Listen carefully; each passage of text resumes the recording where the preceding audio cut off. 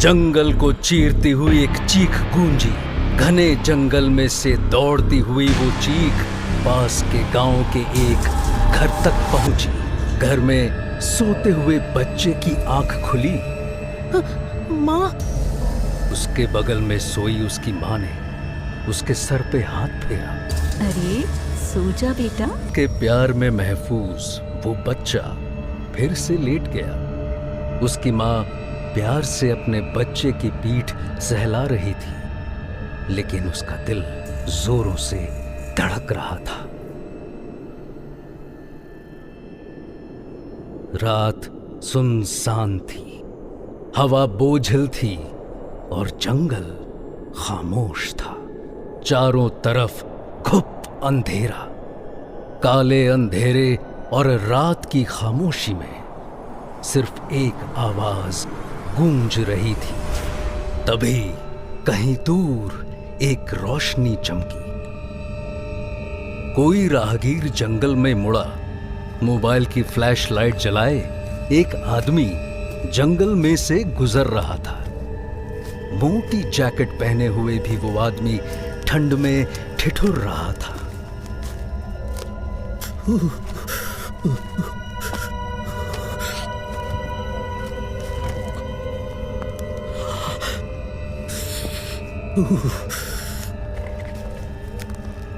कहीं पहुंचने की जल्दी में उसके कदम तेजी से आगे बढ़ रहे थे कि तभी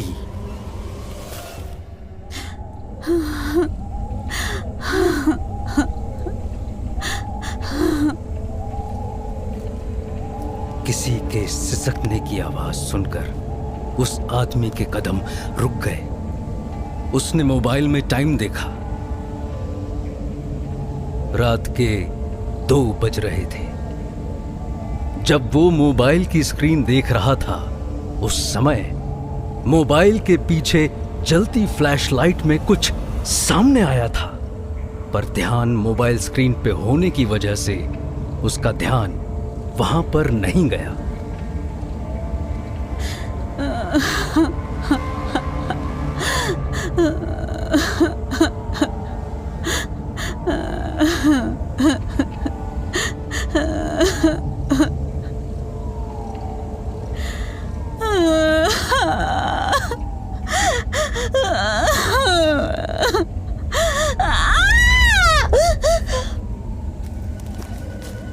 उसने फिर तेजी से चलना शुरू किया। सिसकने की आवाज बढ़ने लगी। कुछ देर तेज चलने के बाद भी सिसकने की आवाज धीमी नहीं हुई। वो सिसकने की आवाज अब रोने की आवाज में बदल चुकी थी। चलते चलते उसके मोबाइल की फ्लैशलाइट सामने के एक पेड़ पे पड़ी। वो रुक गया।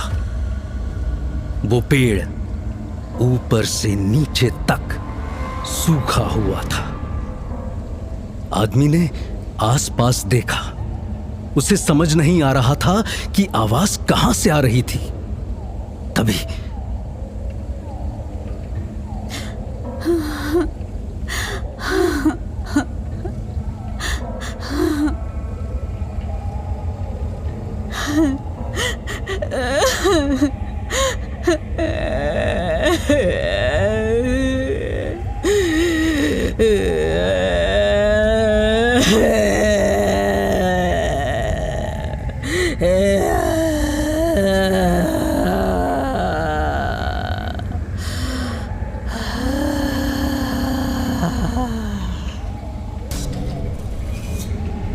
तभी उसके शरीर में डर की सिहरन दौड़ी। उसकी गर्दन के पीछे रोंगटे खड़े हो गए। आवाज पेड़ के ऊपर से आ रही थी। आदमी ने कांपते हुए ऊपर देखा। पेड़ के तने से छिपकली की तरह एक काला साया चिपका हुआ था। उस साये की आंखें नहीं थी, पर वो आदमी जानता था कि साया उसे घूर रहा था। कड़ाके की ठंड में भी उसका चेहरा पसीने से लथपथ था। आदमी के हाथ से मोबाइल छूट गया। साया अब पेड़ से रेंगता हुआ नीचे उतरने लगा। आदमी ने अपना बैकपैक वहीं फेंका और भागा। वो जंगल में अंधाधुन भाग रहा था। अचानक किसी ने उसे पीछे से जोर से पकड़ा। वो उस जकड़ में ऐसा थमा कि एक ही जगह पे जम गया। वो चाहते हुए भी हिल नहीं पा रहा था।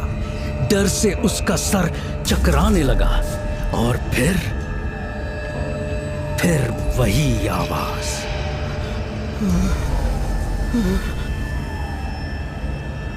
उसने सामने देखा, वहां वही पेड़ था जिसके बगल से निकलकर वो भागा था।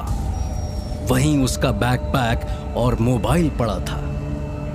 अगले ही पल उसे एहसास हुआ कि अब उसे किसी ने नहीं पकड़ा हुआ था।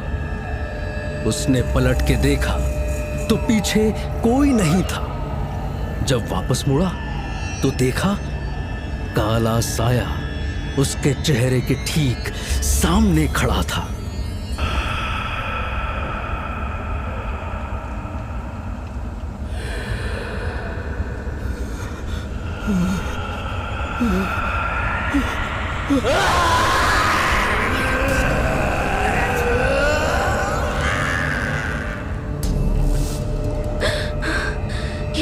चीख कहां से? वो चीख जंगल से होते हुए पास की पहाड़ी पे एक होटल के कमरे की खिड़की से टकराई। अंदर सोई शिखा की आंख झट से खुल गई। उसने आधी नींद में सामने देखा।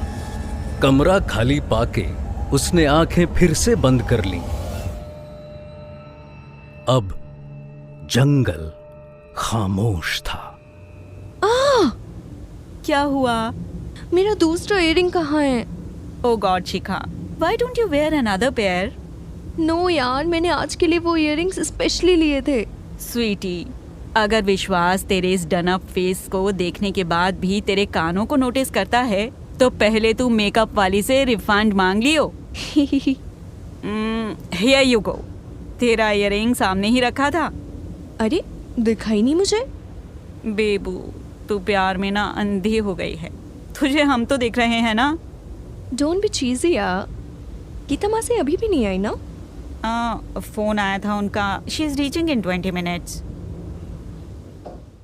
गैंगटॉक में हरियाली के बीच पहाड़ी पे बसा गोल्डन गेट होटल सुबह की पहली किरणों में जगमगा रहा था। आज शिखा की एंगेजमेंट थी। ठंड की सुबह थी पर होटल स्टाफ एक्टिवली दोपहर के फंक्शन की तैयारियों में लगा हुआ था। किचन में केओस था। होटल मैनेजर हेड शेफ पे चिल्ला रहा था, ये रात का नहीं दोपहर का फंक्शन है। You know how behind the schedule we are. हो जाएगा सर। और वो मिठाइयों का कुक कहाँ है? कल रात आने वाला था ना? सर वो निकल तो गया था। रात को पहुंच जाना चाहिए था। मैं कॉल करता हूं उसे। हेड शेफ ने मोबाइल निकाल के कॉल लगाया। होटल से कुछ ही किलोमीटर दूर पास के जंगल में पत्तियों के बीच पड़ा एक मोबाइल रिंग हो रहा था। सब उस बजते हुए मोबाइल को सहमे हुए से देख रहे थे पर किसी ने आगे बढ़ के उसे छूने की हिम्मत नहीं की। पास के गांव के लोग जंगल में भीड़ जमाए खड़े हुए थे। गांव वालों में सबसे आगे काला कंबल ओढ़े और काला कुर्ता पैजामा पहने एक आदमी खड़ा था। उस 6 फुट लंबे आदमी का शरीर दुबला पतला सा था पर आंखें किसी चौकन्ने शिकारी जैसी एक्टिव थी। रात को जंगल में फंसा राहगीर उसके सामने जमीन पे पड़ा था। किसी ने उसका मुंह एक कान के सिरे से दूसरे कान के सिरे तक चीर दिया था। लाश के पीछे वही सूखा जला हुआ पेड़ था जिसके सामने वो मरा हुआ आदमी रात को आकर रुक गया था। यह ना आसपास के किसी गांव से नहीं है बाबा, वरना रात में जंगल में जाने की गलती नहीं करता। वो सामने पहाड़ी पे जो होटल है ना, शायद वहाँ काम करने वाला कोई नया आदमी है। था। धीरे से चलती हुई हवा की सरसराहट मानो कुछ कहने की कोशिश कर रही थी। बाबा ने सबको देखा। पुलिस को फोन कर दो। अरे पुलिस वाले ना हमने फिर से परेशान करेंगे, ये पहली बार थोड़ी है बाबा। इस गांव के किसी आदमी ने चोट नहीं पहुंचाई तो डरो मत मुखिया। इस आदमी का अंतिम संस्कार होना और उसके परिवार वालों को इसकी खबर मिलनी जरूरी है। ये कह के बाबा ने उस आदमी की लाश को फिर से देखा। उसके जबड़े का निचला हिस्सा उसकी छाती पे पड़ा हुआ था। उसके गले पे लगा खून सूख के काला हो चुका था। उसकी आंखें खुली हुई थी। उन आंखों में अभी भी खौफ था। गोल्डन गेट होटल के बेसमेंट के बड़े कम्युनिटी हॉल में कई लोग जमा थे। शिखा अपनी माँ गीता मासी और फ्रेंड्स के साथ खड़ी थी। गीता की उम्र 48 साल थी। हाइट 5 फुट, भारी शरीर और गहरी काली आंखें। हमेशा की तरह उसने आज भी एक सिंपल कॉटन सूट पहना हुआ था। उसके गले में रुद्राक्ष की एक बड़ी सी माला थी। गीता अनमैरिड थी और शिखा को अपनी बेटी की तरह मानती थी। उसने प्यार से शिखा का चेहरा अपने हाथों में लिया। मेरी गुड़िया कितनी प्यारी लग रही है। सच्ची? अच्छा मासी जरा चेक करो, मेरे दोनों कानों में इयररिंग्स है ना? हाँ हाँ है। शिखा की माँ ने भी उसके इयररिंग्स चेक किए। चीजें खोने की आदत हो गई है ना तेरी। क्या मम्मा, आज तो मत डांटो। इतने में चौकी के सामने मंत्र पढ़ रहे पंडित जी ने आवाज दी, अब लड़का और लड़की आगे आ जाइए। शिखा आगे बढ़ी और पंडित जी के बगल में खड़े विश्वास के सामने आ खड़ी हुई। Doctor Vishwas Singh, medium height, medium physique और अट्रैक्टिव नीली आंखें। उन नीली आंखों को जब शिखा ने पहली बार देखा था वो उनमें गुम सी हो गई थी। शिखा विश्वास की पेशेंट थी। जब विश्वास ने पहली बार उसकी पल्स चेक करने के लिए उसका हाथ उठाया था, उसके टच से शिखा को अपने अंदर एक सेंसेशन सा फील हुआ था। वो तभी समझ गई थी कि उसकी और विश्वास की जान पहचान बहुत दूर तक जाने वाली थी। उसी शाम दोनों ने साथ में डिनर किया और 6 महीने डेट करने के बाद विश्वास ने उसे प्रपोज कर दिया। आज विश्वास शिखा का मंगेतर बनने वाला था। शिखा की खुशी 7वें आसमान में थी। पंडित के कहने पर विश्वास आगे बढ़ा और उसने शिखा को अंगूठी पहनाई। शिखा ने प्यार से उस अंगूठी को देखा। वो विश्वास के परिवार में पीढ़ियों से चली आ रही खानदानी अंगूठी थी। विश्वास उसे देख के मुस्कुराया।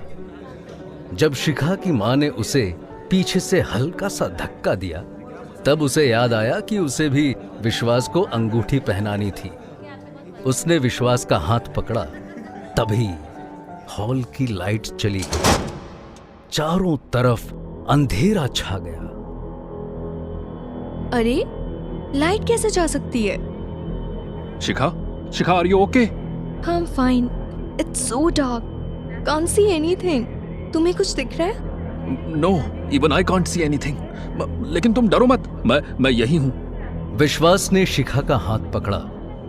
अरे विश्वास, तुम्हारे हाथ इतने गर्म कैसे? ये बोलते हुए शिखा का ध्यान अपने पैरों पर गया। उसने देखा कि वहां 2 रोशनियां चमक रही थी। ये धीरे धीरे वो रोशनियां ऊपर उठने लगी। शिखा को अपनी सांस रुकती हुई सी महसूस हुई। वो पैनिक करने लगी। ये व्हाई कांट आई ब्रीथ? विश्वास, माँ, गीता मासी। अब वो 2 रोशनियां शिखा के ठीक सामने आकर टिक गई थीं।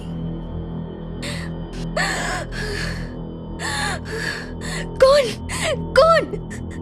विश्वास, where are you?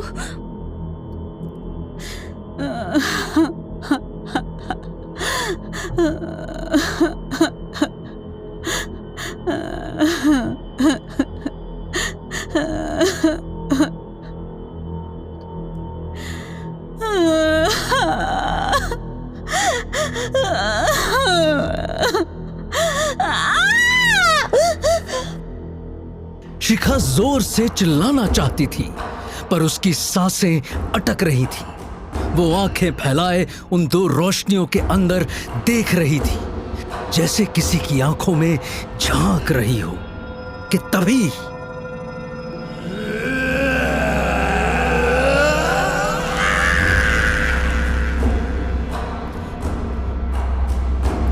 उस चीख ने शिखा के शरीर को पूरी तरह अपने काबू में ले लिया।